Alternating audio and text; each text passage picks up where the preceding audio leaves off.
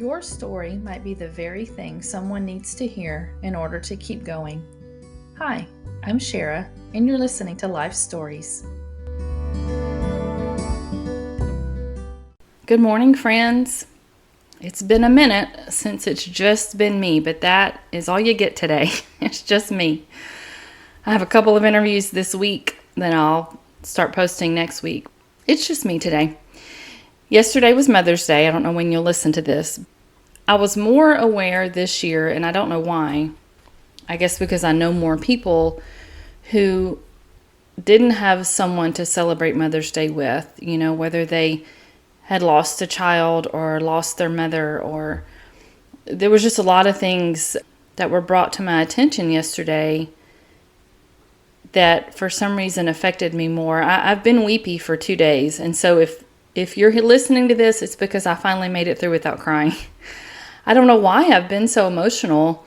I'm just thankful. I mean, that's mainly what it is. I'm just thankful. And, I realized yesterday, not everybody thinks of Mother's Day in a positive way. It's not always something to celebrate for them. It's sad and it's hard, and my heart breaks for those people. I hate the thought of it being a sad day. And honestly, we should celebrate mothers all the time. I understand that there's a special holiday for that, and it's nice to have that special holiday. It's nice to get to do some things we get to do on that day that maybe we don't get to do all year. Mothers, I celebrate you today and every day because it is a gift to be a mom. It is an honor. For me, it's an honor to be a mom. I am thankful for so many things, and that's what I want to talk about today. I just want to list a few reasons of why I am thankful, what I love about being a mom. And there's a million reasons. I could go on forever talking about this because I love my children so much. But for some reason this year it hit me different. One of the things I'm most thankful for, and this is maybe a weird thing to be thankful for, but you want your kids to have a better life than you did. You want them to do bigger and better than you did. And I don't expect my children to conquer the world. I'm not waiting for that to happen. But I'm so proud of them. I never finished my college degree. I stopped going to college after I had my second child, and I went back to finish my associate's degree. And, like I said, you want your kids to do bigger and better. And it's not about them getting a better degree than me, but I just wanted them to be prepared to be able to do whatever they needed to do to take care of themselves. And both of my older two kids have bachelor's degrees. One is in marketing, one is in vocal performance and music. I'm proud of them for that because that was hard. That was a lot of work, and I'm proud of them for doing that. I told my daughter, I said, I don't care if you don't work a day in your life, but please finish your degree before you have kids. Because it's just so much easier to do. And it's not impossible. I know lots of people that have gone to school with kids and worked and done a lot of other things. So I'm not saying it's impossible, but it sure is a lot easier when you don't have all those responsibilities and to do it when you're young, if that's what you're going to do. And so I'm very proud of them for doing that. There's not anything that I ever wanted to do that needed a degree. There's nothing that I wanted to do or be that would require a degree. And honestly, I don't think college is for everybody. I really don't. College was not for me. It just wasn't. I could do it. I just didn't want to do it. And the second thing I'm thankful for is something that I'm able to do is that my kids know I'm available to them. I've always been able to be available to them. I've worked off and on. I've had different jobs, but it's always been during the day when they were at school or part-time or in a place that would be easy for me to get away if I needed to, if they needed something. My daughter pointed that out yesterday, and it just blessed my heart that she knows I show up for her. And I'm not saying that as a brag. I'm not patting myself on the back for it. But that is one of the things I want my kids to know is that I will always show up for them. Always show up for them. We were talking about this last night, my husband and I, and he said, "Do you ever say no?" I said, well, if I absolutely have to say no to my kids, I will. As much as I can, I want to say yes. I love being able to say yes, no matter what it is. I'm thankful that I can. I am thankful as they have gone on to do better things. I'm thankful that I get to watch them thrive. I love getting to watch them do well in whatever environment they are in. I just love it. I love getting to watch them use their gifts and succeed. It just blesses my heart to see them do well in whatever. Like I said, I'm not waiting for my kids to conquer the world. I don't care what they're doing. I want them to be happy. I want them to be healthy. I want them to be taken care of and doing what they were created to do. That is what blesses my heart. Another thing that I'm thankful for is that they allow me to be part of their lives. You know, my daughter doesn't just contact me when she needs help, when she needs a babysitter. You know, she is taking me to a concert for my birthday, and she asks me to go with her to Trader Joe's or, you know, whatever. I love getting to do those things. I love getting to hang out with my oldest son.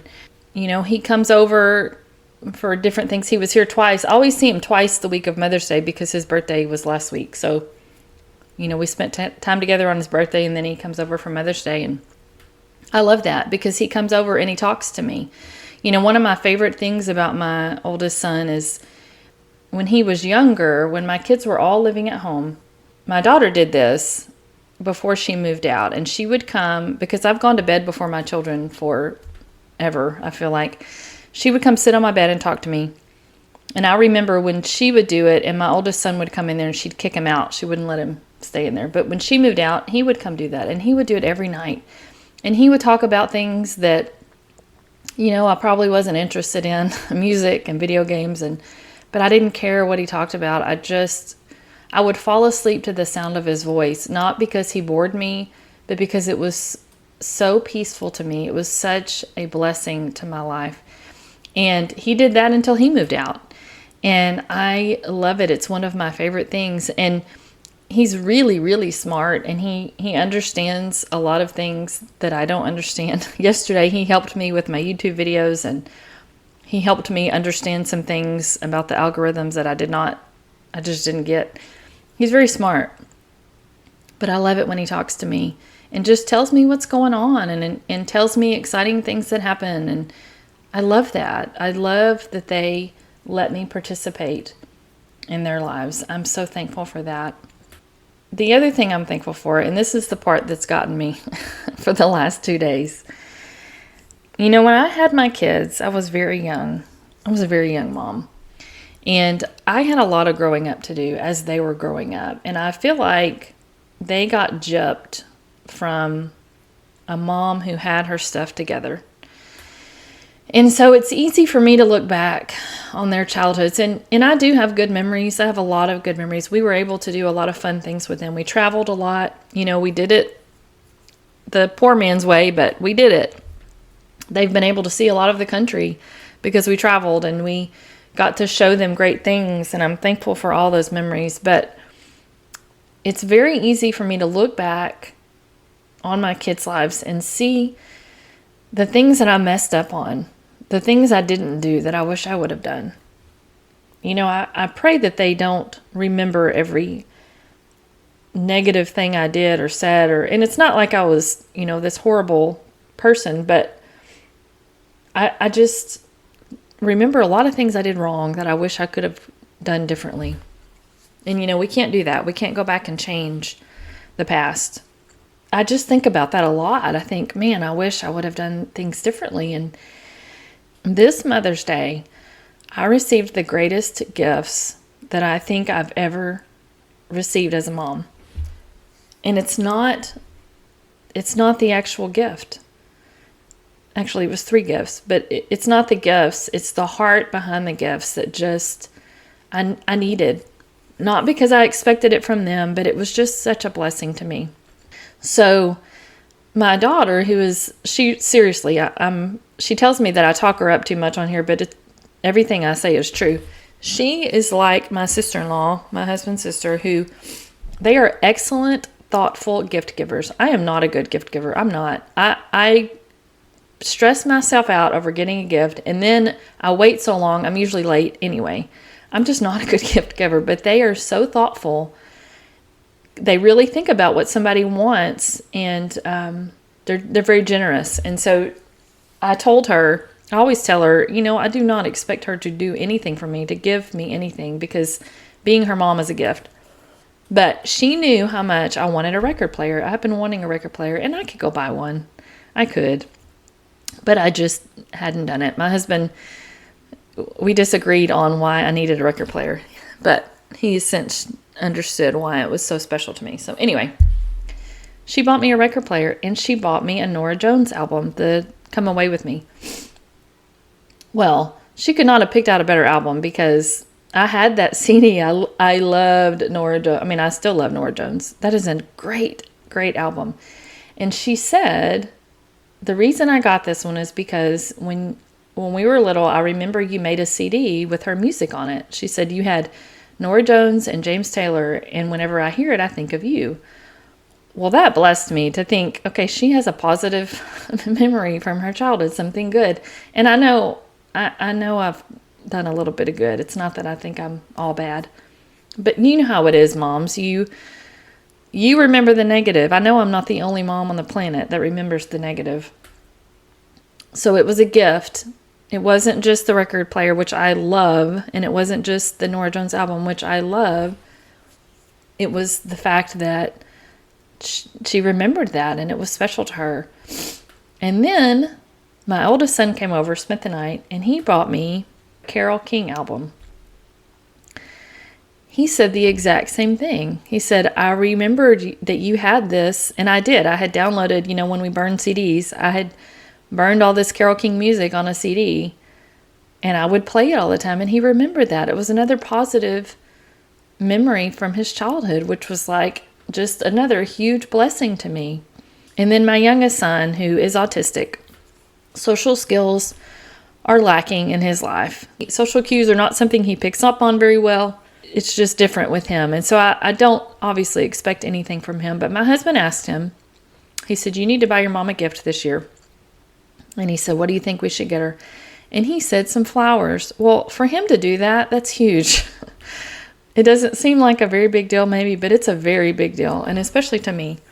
So my husband took him to the store and he picked out a card. And he bought me flowers, which are sitting on my windowsill right now. For some reason this year, this has been a very, very special Mother's Day to me. And I'm thankful for my children every day. I pray for my children every day, my grandkids. I'm very aware of the gift that it is to be a mom. And so whether you're a mom who has a great relationship with their children, or you're a stepmom, or you're an adoptive mom, or you're a foster mom, or you're a mom who has babies in heaven, or you're a mom with grown kids who you don't get to see or talk too much, I celebrate you today, and I want to encourage you. And my prayer for you today is that you will be given the gift of a reminder of how precious you are to your children, that you will be given a gift of a reminder that you matter. You matter. It's not just that you gave birth. It's not just that you adopted. It's not just that you're fostering and taking care of these kids. You matter in their lives. And my prayer today is that you would get to see that. You would see the fruit of that, because that is a gift you cannot put a price tag on. It is worth all the money and gold in the world. My grandkids were here this weekend, and we have these orange rocks all over our property. They're buried in the ground, and they were building a fairy garden, and they dug up these rocks, and they always think it's gold. They really do think it's gold, and I haven't told them it's not gold. And so because they were so far in the ground, my oldest granddaughter dug it up, and she said, I think pirates were here, and they buried this gold in the ground. And I said, you know what? You might be right. My prayer for you today is that you find that gold, that it's dug up and presented to you, and that you see the treasure that you are as a mom. Thank you for listening. I hope you have a wonderful day.